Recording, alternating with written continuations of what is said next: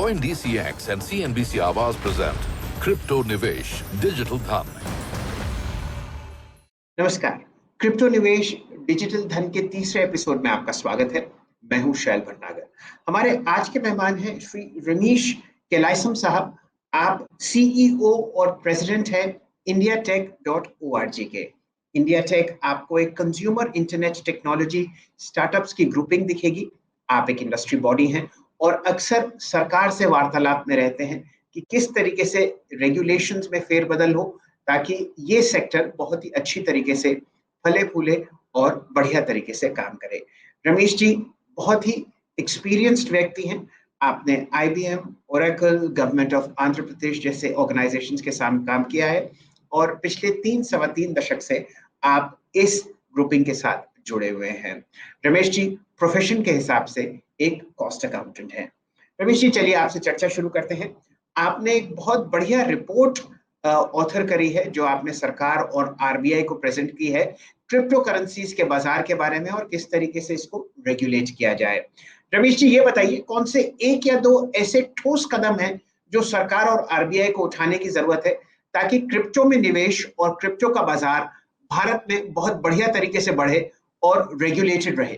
धन्यवाद। indiatech.org ने actually एक वाइट पेपर लिखा हुआ था इसमें क्रिप्टो करेंसीज के ऊपर। उसके बाद हमने एक डिटेल्ड प्रपोजल सबमिट की गवर्नमेंट ऑफ इंडिया और RBI के लिए कि क्रिप्टो को कैसे रेगुलेट किया जाए इंडिया में, क्योंकि विदेशों में अलग अलग तरीकों से इसे रेगुलेट किया जा रहा है। कहीं पे कुछ लोग इसे करेंसी कह रहे हैं, कहीं पे प्रॉपर्टी कह रहे हैं।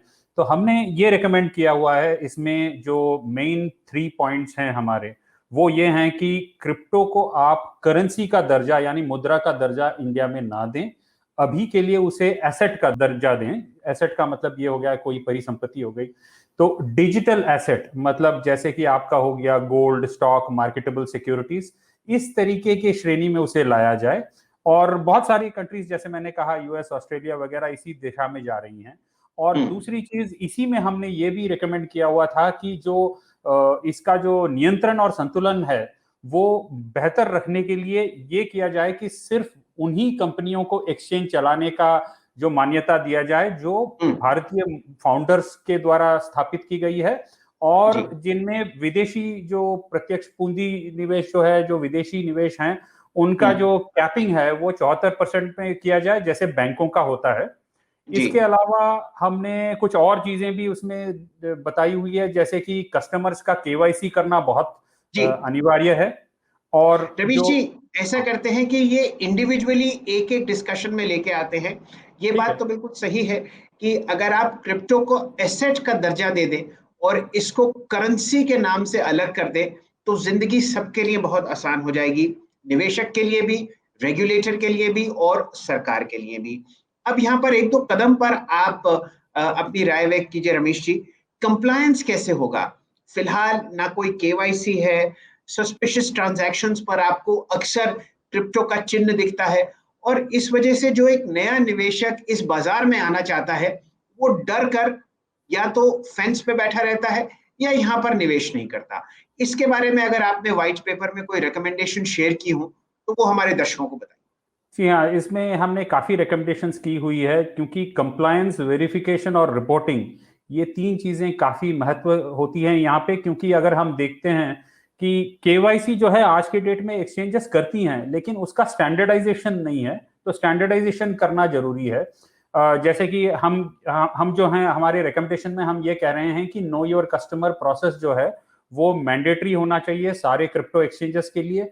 और इसके अलावा जो गाइडलाइंस रेकमेंड की गई हैं financial action task force FATF की जो गाइडेंस आते रहती हैं, जो विदेशों में सारी जो कंट्रीज हैं जो इसकी सिग्नेटरीज हैं वो फॉलो करती हैं, वो होना अनिवार्य है। अकाउंटिंग स्टैंडर्ड्स के बारे में भी हमने बताया हुआ है कि इसकी अकाउंटिंग कैसे होनी चाहिए। भारत में अभी फिलहाल कोई अकाउंटिंग स्टैंडर्ड नहीं है क्रिप्टो करेंसी को क्लासिफाई करने के लिए। और दूसरी चीज जैसे आपने कहा, बिल्कुल सही बात है, सस्पिशियस ट्रांजैक्शन मैकेनिज्म जो रिपोर्टिंग है वो आज के डेट में ये डिफाइन नहीं है कि हम किसको रिपोर्ट करें। भले ही आज कोई एक्सचेंज चल रही है और उसको सस्पिशियस ट्रांजैक्शन दिखता है, उसे ये पता नहीं है कि गवर्नमेंट की किस यूनिट को किया जाए, FIU को किया जाए या किसी और लॉ एनफोर्समेंट को किया जाए। और दूसरी चीज जो है, इसी में हमने ये भी कहा है कि ट्रेसेबिलिटी, एंटी मनी लॉन्ड्रिंग जैसे जो प्रोविजंस हैं वो सारे डिफाइंड होने चाहिए।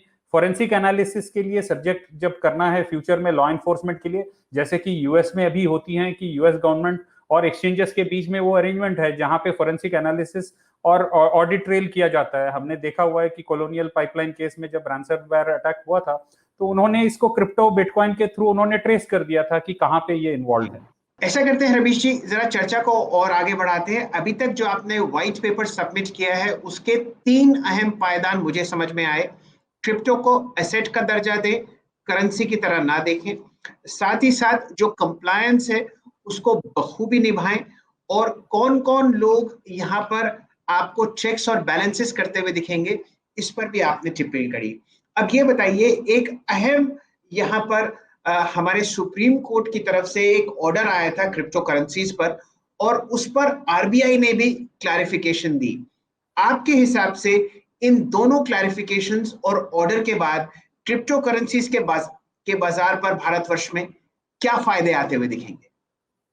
देखिए, 2018 में आरबीआई ने सर्कुलर इशू किया था जिसमें उन्होंने क्रिप्टो करेंसीज को बैन किया हुआ था। इसके बाद जो क्रिप्टो एक्सचेंजेस हैं और क्रिप्टो करेंसी में जो डील करते हैं वो सारी कंपनियां इंटरनेट एंड मोबाइल एसोसिएशन के थ्रू सुप्रीम कोर्ट में उन्होंने केस डाला हुआ था, और सुप्रीम कोर्ट का ये मानना था कि अभी जो है पर्याप्त ये नहीं है, ग्राउंड्स नहीं है इसको बैन करने के लिए। तो उसके बाद जो सिचुएशन हम देख रहे हैं एक यूनिक सिचुएशन है, इसलिए क्योंकि कोई आपके ऊपर कोई रेगुलेशंस नहीं है, कोई चीज डिफाइंड नहीं है, लेकिन आपका ये एक जो नया तरीके का जो इंस्ट्रूमेंट है ये बाजार में घूम रहा है जो अनरेगुलेटेड है, क्योंकि इसका नाम कहीं पे दर्ज नहीं है, कहीं पे जीएसटी हो या फिर टैक्सेशन हो या फिर उसमें कहीं पे दर्ज नहीं है। हमें ये इंटरप्रेट मान के चलना पड़ेगा कि हाँ, इसको मैं अगर ट्रेडिंग करूं तो क्या मैं इसको बिजनेस इनकम दिखाऊं, इसको मैं अगर पर्सनली डील करूं तो क्या इसको कैपिटल गेन्स माना जाए। मतलब जो इंटरप्रिटेशन है वो हमारे ऊपर है, कहीं पे ये लिखित रूप पे गवर्नमेंट ने नहीं निकाला हुआ है, और ये जरूरी है कि गवर्नमेंट ऑफ इंडिया ये कंफर्ट दे आरबीआई को कि ये जो है हम इसे वर्चुअल करेंसी या करेंसी का दर्जा नहीं दे रहे हैं, हम इसको एसेट मान रहे हैं, जिसकी वजह से बाकी जो रेगुलेशंस हैं वो अपने आप गिरेंगी। हम इसे बार्टर भी नहीं मानेंगे ताकि आपका जो दूसरा कंसर्न है कि इसको अलग तरीके से इस्तेमाल किया जा सकता है गलत चीजों के लिए, वो भी कंसर्न ना हो। इसीलिए जो हमारी जो रिकमेंडेशंस हैं वो डिटेल्ड हैं हर पहलू पे कि किस तरीके से कंफर्ट आरबीआई को दिया जाए, और आरबीआई को ये ना लगे कि मेरा जो रुपी है वो खतरे में है और मेरी जो लीगल टेंडर है उसके बराबरी में कोई और करेंसी आ रही है। जी रमेश जी, आपने एक चर्चा करी कि एक सेल्फ रेगुलेटरी ऑर्गेनाइजेशन भी इस सेक्टर के जो पार्टिसिपेंट्स हैं वो सेटअप करना चाह रहे हैं, उस पर आप कुछ टिप्पणी करेंगे? जी, सेल्फ रेगुलेशन जो है मतलब आज के डेट में अगर समझने वाली बात है तो आप एक सोसाइटी में रहते हैं, वहाँ के नियम कानून बाहर के कानून से कभी सख्त ज्यादा होते हैं, और ये नहीं हो सकता कि सरकार हर जगह में अपना कानून उनको इन्फोर्स कर पाए, क्योंकि सरकार की अपनी लिमिटेशंस होती है एडमिनिस्ट्रेटिवली। तो जैसे अभी सरकार ने ओटीटी के केस में उन्होंने सेल्फ रेगुलेशन की बात की, आईटी रूल्स में जो अमेंडमेंट हुई थी, तो हमारा ये कहना है कि ब्रॉड जो ओवरआर्चिंग रेगुलेशन है वो फ्रेमवर्क डिफाइन होना चाहिए, और इंडस्ट्री को भी बोलना चाहिए कि आप भी इस तरीके से रेस्पॉन्सिबल हैं, अपने अपने हाउसकीपिंग जो है आपको मेंटेन करना पड़ेगा, जिस तरीके से आप सेल्फ रेगुलेट कर लें और हमें रिपोर्टिंग करते रहें। सेल्फ रेगुलेशन एडवर्टाइजिंग में भी चलता है, सेल्फ रेगुलेशन आज के डेट में ओटीटी में भी है, तो उसी मॉडल को हम रेप्लिकेट करना चाहते हैं जहां पे ये और सख्त तरीके से रेगुलेशन हो। जी रमेश जी, ये बात तो हुई हमारे रेगुलेटरी फ्रेमवर्क की, जो फिलहाल वर्क इन प्रोग्रेस है। मैं ये मान के चलता हूं कि अगले 18 या 24 महीने में, या प्रभु की इच्छा हुई तो इससे जल्दी, आपको एक बढ़िया रेगुलेटरी फ्रेमवर्क मिलेगा जिसमें टैक्सेशन, रेगुलेशन और किस तरीके से आप क्रिप्टो को ट्रीट करेंगे फाइनेंशियली, उस पर सारी चर्चाएं सरकार करती हुई दिखेगी आरबीआई के साथ साथ। अब जरा चर्चा करते हैं इस बाजार की। ये बताइए, कितने स्टार्टअप्स आपको इन्वॉल्व दिखते हैं इस बढ़ते हुए इंडस्ट्री में? कौन कौन और कहां कहां आपको बढ़िया काम होता हुआ दिख रहा है, और कहां ध्यान रहना चाहिए इन्वेस्टर्स का अगर वो स्टार्टअप्स में निवेश करना चाहते हैं? देखिए, ये जो एरिया है ये भारत का जो 2.0 मैं कहता हूँ जैसे हमने 1.0 में आईटी एंड आईटीएस बूम में हमने काफी फायदा लिया हुआ है एज अ कंट्री। आप देखें तो उस टाइम पे सबसे ज्यादा लाइवलीहुड क्रिएशन जनरेट हुआ था, बहुत सारी जी जॉब्स क्रिएट हुई और फॉरेन एक्सचेंज भी काफी फायदा हुआ भारत को। ये जो है next stage of technology boom है जहां पे डिसरप्शन हो रही है ब्लॉकचेन और क्रिप्टो करेंसी को लेके। और यहाँ पे जो है मतलब वेल्थ क्रिएशन का सबसे बढ़िया प्रोस्पेक्ट्स भारत के लिए है। यहाँ पे जॉब क्रिएशंस का भी प्रोस्पेक्ट्स है। मैं कहता हूँ कि जो सराउंड जॉब्स हैं जैसे जर्नलिस्ट हो या लॉयर्स हो, इनके लिए भी काफी फायदेमंद है, क्योंकि देश उस पे तरक्की करेगा कि अगर हम देखें कंपैरिजन में बाकी देशों के साथ, तो कौन से देश इसको समझ पा रहे हैं, कौन से देश इसकी टेक्नोलॉजी को भरपूर इस्तेमाल कर पा रहे हैं, कौन इंप्लीमेंट कर पा रहा है, कहाँ पे इसका जो सराउंड जो मैकेनिज्म है, चाहे वो लॉयर्स हों, इंजीनियर्स हों, डेवलपर्स हों, जर्नलिस्ट हों, जो इसमें कॉन्सेंट्रेट करके अपना करियर बना रहे हैं, वो डिफाइन करेगा कि फ्यूचर जो है किस क्षेत्र में बैठेगा। और भारत के पास जो है यूनिक अपॉर्चुनिटी है। आपने स्टार्टअप्स की बात की, बहुत सारे स्टार्टअप्स आज के डेट में ब्लॉकचेन टेक्नोलॉजी में वो घुस चुके हैं, लेकिन क्रिप्टो के एरिया में और ब्लॉकचेन के एरिया में हमारे पास कोई रेगुलेटरी क्लैरिटी नहीं है। तो आज के डेट में जब रेगुलेटरी क्लैरिटी आएगी और इस पे जो है पूंजी निवेश वगैरह होगी तो भारत को खूब फायदा होगा। एक सिंपल सा उदाहरण देता हूं मैं, 6 महीने में मतलब सिंगापुर ने इसमें काफी रिलैक्सेशन दी है। 6 महीने में सिंगापुर के पास करीब $750 मिलियन की कैपिटल इन्वेस्टमेंट आई सिर्फ ब्लॉकचेन और क्रिप्टो कंपनीज में। और हमारे पास जो है जो वर्ल्ड कैपिटल इन्वेस्ट हुई थी $5.5 बिलियन, उसमें सिर्फ 0.2% का वो कैपिटल भारत के तौर पे आया। करीब 20-25 मिलियन डॉलर आए एक 2020 में। इस साल करीब $50 मिलियन के करीब आई हुई है, जो एक फ्रैक्शन है वर्ल्ड जो इन्वेस्टमेंट है आज के स्केल की कंपेयर करें तो भारत में काफी स्कोप है। जी, तो ऐसा करते हैं रमेश जी, लेंगे एक छोटा सा ब्रेक, लेकिन ब्रेक के बाद चर्चा करते हैं आपसे कि किस हिसाब से आपको विदेशी निवेश इस सेक्टर में होता हुआ दिख रहा है, जो कि अगले 2 या 3 साल में आपको बिलियनर्स और मिलियनर्स बनाता हुआ दिखेगा। Coin DCX and CNBC Awaaz present Crypto Nivesh Digital Dhan।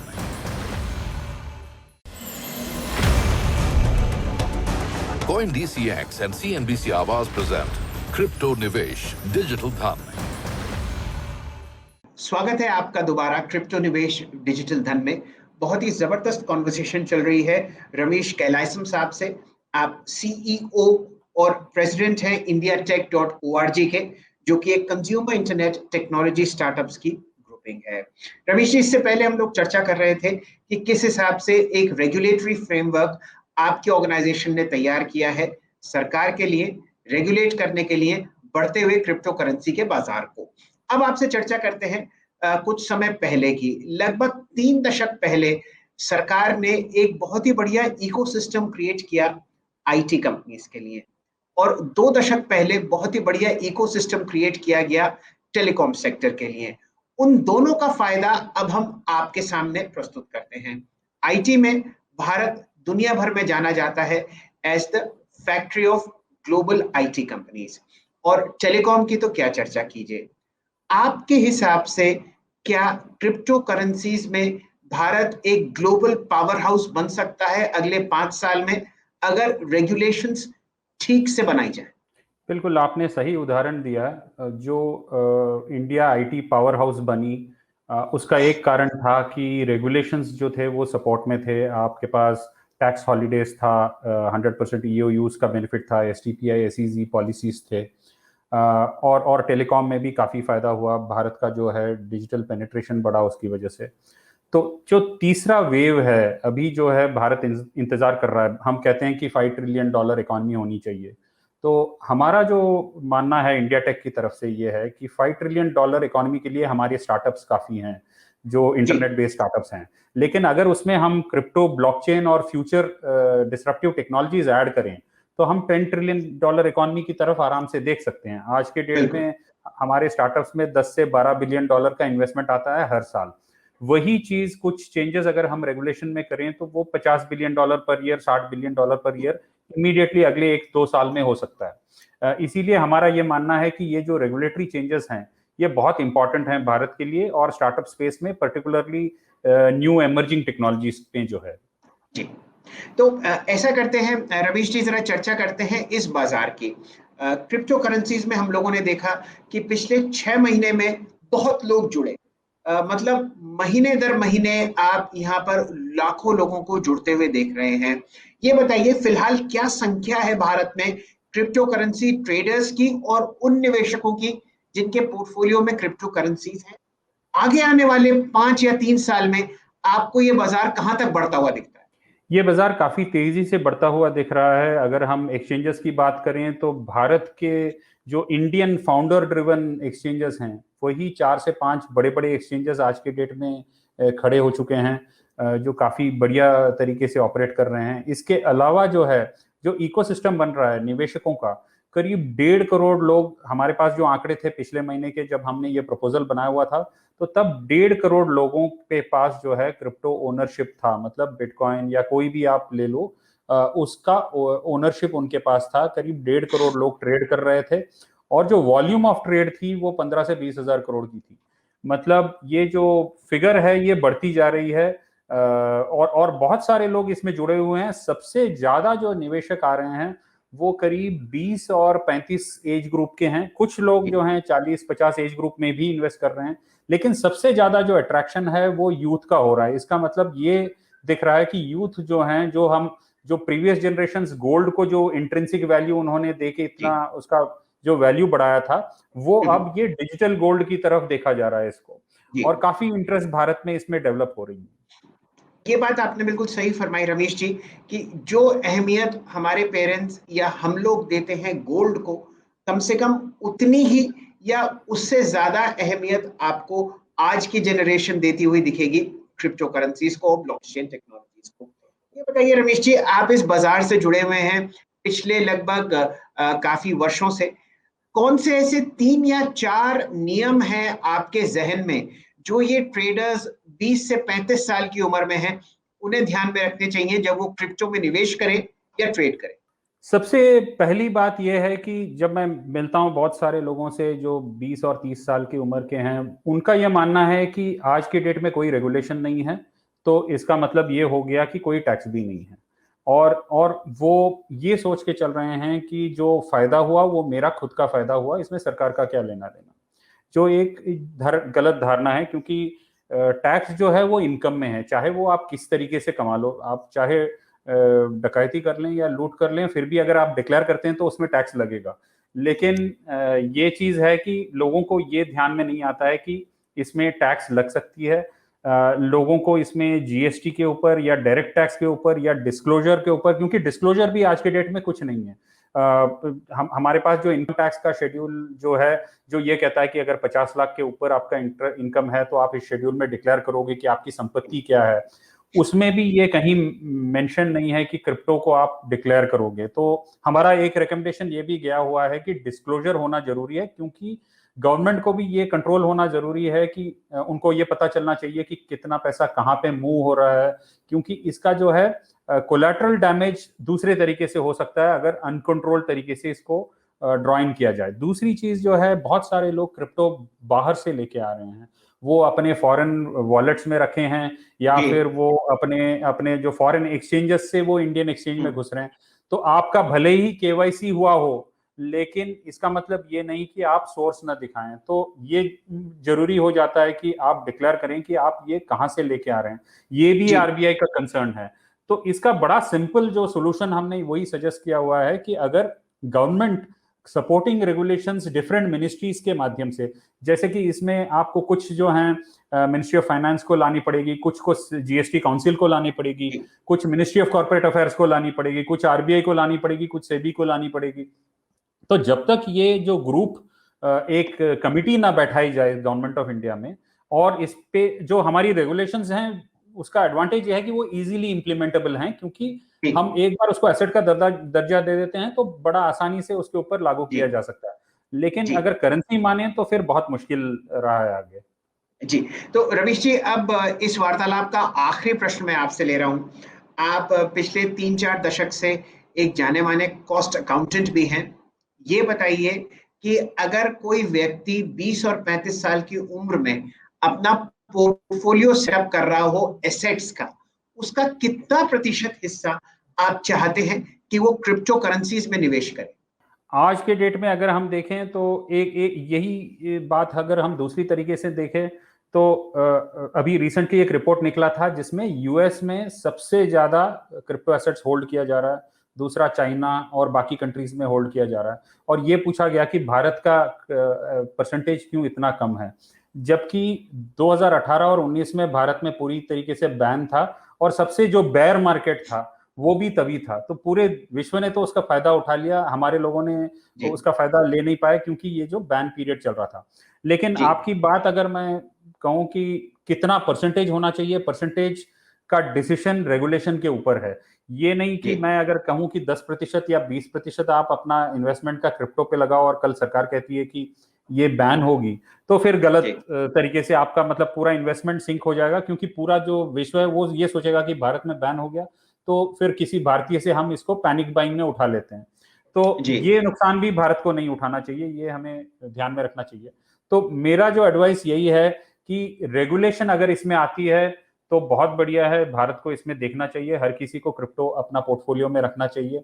कितना परसेंटेज वो उनके रिस्क टेकिंग कैपेसिटी के ऊपर है और उनके जो फोरसाइट और इसके ऊपर है। ये नहीं कि जिस कोई चीज बढ़ रही है तो हम पैसा उसमें डालें अंधा होके, वो भी नहीं करना चाहिए।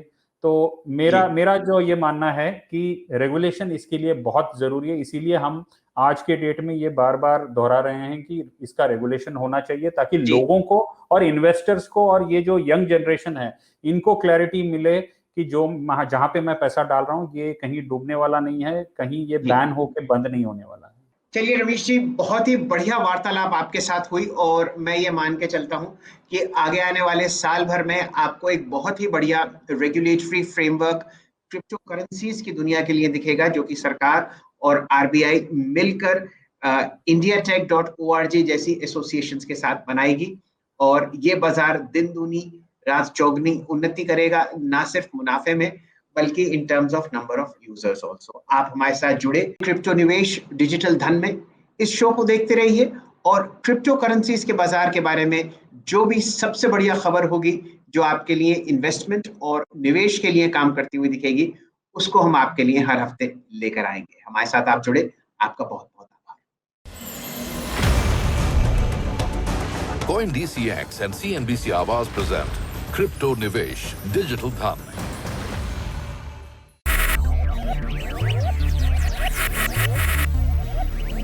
Focus, ideate, innovate, enable.